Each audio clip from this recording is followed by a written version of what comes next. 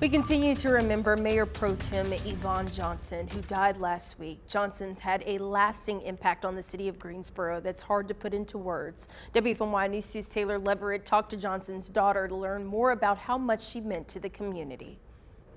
Yvonne Johnson led a life of serving, not just for her family, but her community. For the first time since her passing, her daughter, Lisa Johnson Tompkins, is sharing the person her mother was.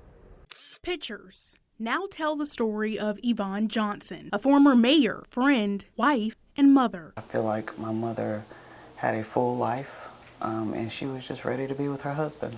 For the first time since her mother's death, Johnson's daughter, Lisa Johnson Tompkins, is back at her mother's former office. She says growing up, her mother walked the walk and talked the talk, serving Greensboro in any way that she could. Not just in the political arena, but also just in her local community helping others.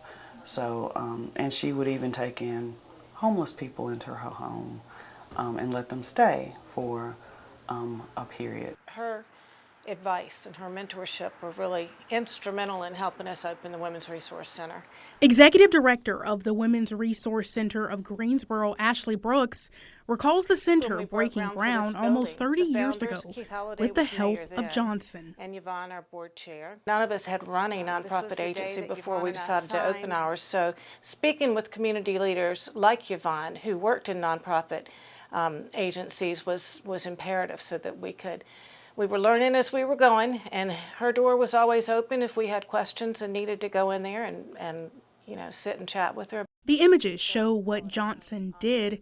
The people she touched tell the real story of who she was. She really wasn't that political. She was very practical and very common sense, and so most of the time she was just going to tell it like it was. It is a huge loss. She was like that super glue that held the family together.